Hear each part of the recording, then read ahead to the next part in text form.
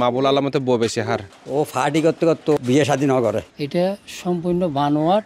চট্টগ্রামের পটিয়া উপজেলার কচুয়াই এলাকার বাসিন্দা বীর মুক্তিযোদ্ধা আবুল কালাম 2017 সালের 26 মার্চ পরপারে পাড়ি জমান। স্থানীয় ইউপি সদস্য হিসেবে দায়িত্ব পালন করেছিলেন দীর্ঘদিন। রাজনীতিই ছিল তার ধ্যান জ্ঞান। গোটা জীবন কাটিয়ে দিয়েছেন নিঃসঙ্গতায়। জীবদ্দশায় বিয়ে করেননি তিনি। তবে আবুল কালামের মৃত্যুর 8 বছর পর জানা গেল অবাক হওয়ার মতো তথ্য। পাড়াপড়শিরা যাকে চিরকুমার হিসেবে চিনতেন, মৃত্যুর পর দেখা মিলল তার স্ত্রীর। শুধু তাই নয়, 12 বছর বয়সী এক ছেলে সন্তানও আছে তার। প্রয়াত বীর মুক্তিযোদ্ধা আবুল কালামের স্ত্রী হিসেবে যার কথা বলা হচ্ছে তার নাম রাসু আক্তার। মুক্তিযোদ্ধার স্ত্রী হিসেবে নানা সুযোগ সুবিধা ভোগ করছেন তিনি, তুলছেন মুক্তিযোদ্ধা ভাতাও।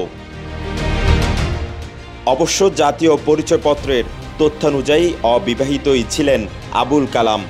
স্থানীয়রাও বলছেন একই কথা। রাজনীতি পাগল এই মানুষটি বিয়ে না করেই কাটিয়ে দিয়েছেন পুরো জীবন।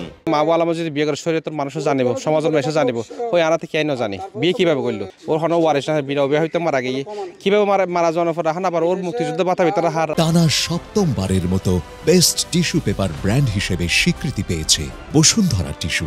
মুক্তিযুদ্ধ আসিল, মুক্তিযুদ্ধ থাকতে সরকার বাতা হয়তো ও যাতে মারা গিয়ে আর বাড়ি বউ বিয়ে করি বলে হই নিলে মারা নাকি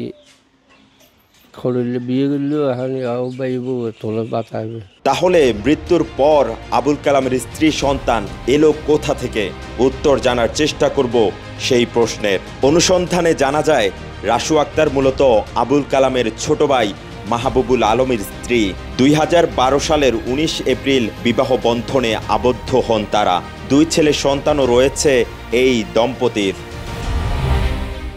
কিন্তু 2017 সালের পর জাল নথিপত্র তৈরি করে নিজের স্ত্রীকে বীর মুক্তিযোদ্ধা আবুল কালামের স্ত্রী সাজান মাহবুবুল আলম। তাদের বড় ছেলে জিহাদুল আলমের জন্ম নিবন্ধন থেকে জাতীয় পরিচয়পত্র সর্বত্রই পিতা হিসেবে দেখানো হয় আবুল কালামের নাম।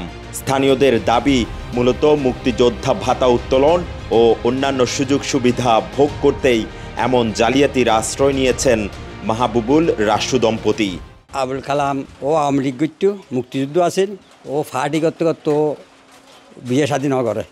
বিয়ে শাদী ন করার অবস্থার না জো মারা গিয়ে ও মুক্তিযুদ্ধ বাতা টাতা পেতো। মুক্তিযুদ্ধ বাতা পাওয়ানোর পরদিন মনে করো আর পরদিন ও যখন মারা গিয়ে ওর বাইর তার আছে বাইটাই আছে মনে করো ওর টিয়া ফুসে ওর বাইর তার বাই ওলাহাই। আর সমাজ ব্যাখ্যান উদ্যোগ লোকে দিয়ে এগিয়ে নাকি আর এই যখন বড় মল উদ্ধার হার আছে, হ্যাঁ মলের হাতে যাই রে আর মল কি রোয়াই দে আর রোয়াইতেন সাই রে আর পরবর্তী ব্যবস্থা নেই।